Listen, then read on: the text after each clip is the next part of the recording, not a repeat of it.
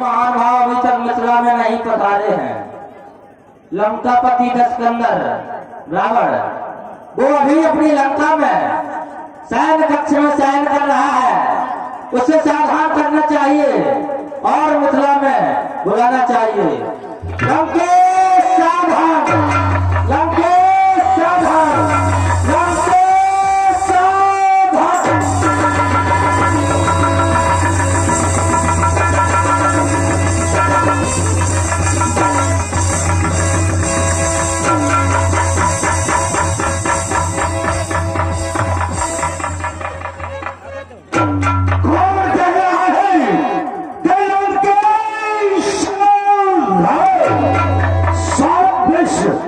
सारी दुनिया एक जानती है कि लंकेश हमेशा शाम घर रहता है। भ्राता कुंभकर्ण के बल पर, पुत्र मेघनाद के बल पर, अपनी चतुरानी सेना के बल पर, अपनी चंद्रहास के बल पर, अपनी बीसों भुजाओं के बल पर ये लंकेश शाम घर रहता है। एक चकाचौंध सी जो भाई किसने जगमगा दिया कर, किसने अग्नि प्रचंड चंड कर दिया आकर सरियों का रंग तोड़ मार क्यों आकर बल्ली जल क्यों उमड़ घुमड़ कर आज पसंद मर रहा वसुधा सुधा खपा हो गए। जीवन में कैसा भीषण परिवर्तन है। सो रहा था लंका की पर्वत में, अभी किसी ने आकर कहा लंकेश सावधान। हे भूत भक्त भोलेनाथ, हे धूड़ी कैसी घुस रही है, मुझे कृपा करके अवगत कराएं। ओम नमः शिवाय।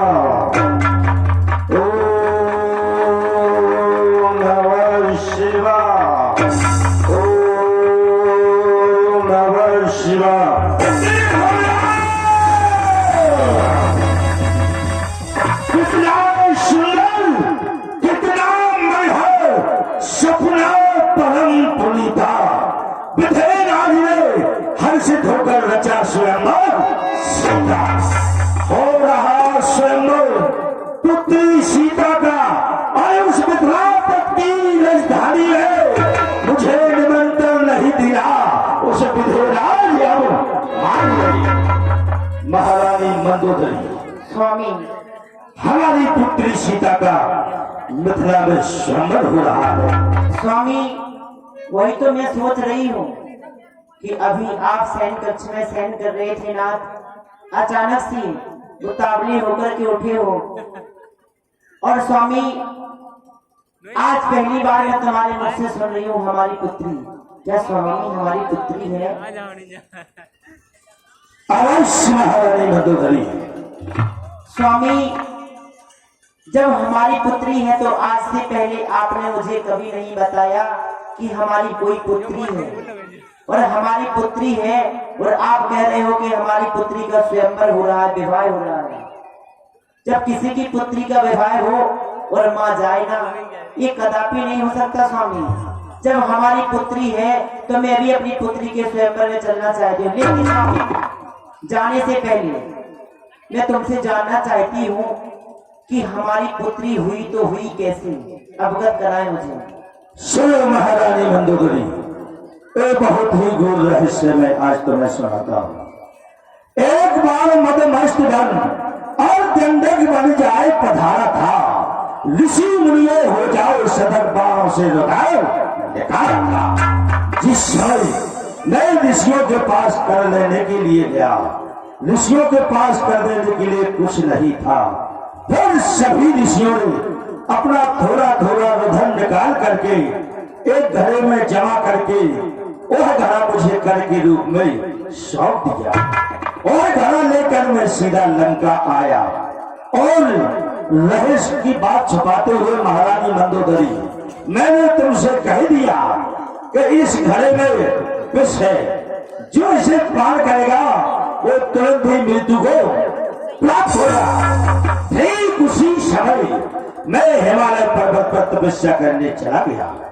वहां पर मुझे ध्यान बीत गया 1 वर्ष। जब तुमने सोचा कि हमारे प्राणनाथ 1 वर्ष से हमारे पास नहीं है, ऐसे जीने से तो मर जाना ही बेहतर है। और उधर तुमने विष समझ करके पी लिया। हुआ क्या, और उधर पीते ही तुम गर्भवती हो गई हो। फिर तुमने सोचा ये तो और कलंक की बात है कि जिसका पति उसके साथ ना हो और नारी गर्भवती हो जाए। ठीक उसी समय हिमालय पर्वत पर मेरी तपस्या पूर्ण हुई और मैंने जोर से गर्जना की। महारानी मंदोदरी चलत दशानन दुर्लभ अभली। जब मैं गर्जना करता हूँ तो पृथ्वी कंपान होती है और नारियों के गर्भ गिर जाते हैं। जब मैंने जोर से गर्जना की, यहाँ पर तुम्हारा गर्भ गिर गया। फिर तुमने वही गर्भ घरे में भरवा करके हमारे राज्य से लगा हुआ है मिथिला नगर, महाराज जनक के राज की भूमि में तुमने वह घड़ा दफन करवा दिया। उसी समय से महाराज जनक के राज में अकाल पड़ गया। प्रजा भूखों मरने लगी, त्राय त्राय करने लगी, सूखा पड़ गई। एक दिन महाराज जनक ने मंत्रियों व विद्वानों सहित दरबार एकत्रित किया। तो विद्वानों ने बताया कि महाराज जनक और महारानी सुनैना दोनों मिलकर के अपने राज्य की भूमि में सोने का हल चलाएं तो उनके राज्य में वर्षा अवश्य होगी। ठीक उसी तरह महाराज जनक और महारानी सुनैना ने अपने राज्य की भूमि में सोने का हल चलाया। वह हल जमीन के अंदर गया और घड़े से टकराया और घड़ा जमीन के ऊपर आया। सी लगते पिघती सीता। उस घर में से सुंदर कन्या का जन्म हुआ जिसका नाम हुआ सीता। सीता भूमि से उत्पन्न है। सीता को भुजा भी कहा जाता है और सीता जमी से उत्पन्न है। महाराज जनक उसे प्यार से जानकी कहते हैं।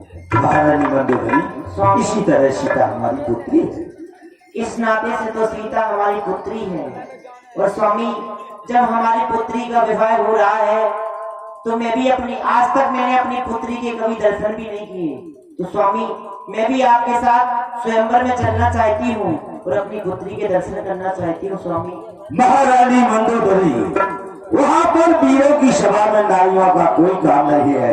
रही बात सीता के दर्शन की, मैं तुम्हें वचन देता हूँ कि एक बार लंका में सीता के दर्शन अवश्य करूंगा। फिलहाल तुम्हें मिथिला की ओर प्रस्थान करना। जैसी आज्ञा स्वामी। वैसे भला मैं आपकी बात का उल्लंघन कैसे कर सकती हूँ। कहा जाता है एक स्त्री के लिए, नारी के लिए कि पति पूजा पति सेवा, पति पूजा पति सेवा यही है धर्म पत्नी का। अरे पति के चरणों में मुक्ति धाम है पत्नी का। जो पत्नी अपने पति के चरणों में मर गई समझ लो भव सागर से तर गई। स्वामी जाने से पहले मैं तुम्हारी पूजा वंदना अर्चना करना चाहती हूँ।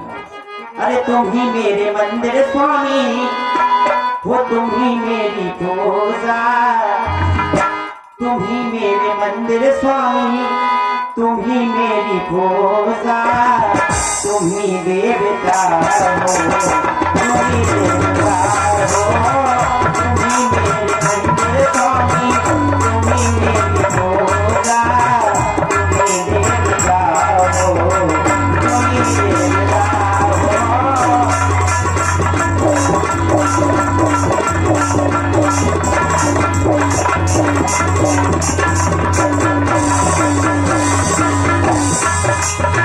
तुम्ही मेरे माथे भी बहे दी मेला मेला, तुम्ही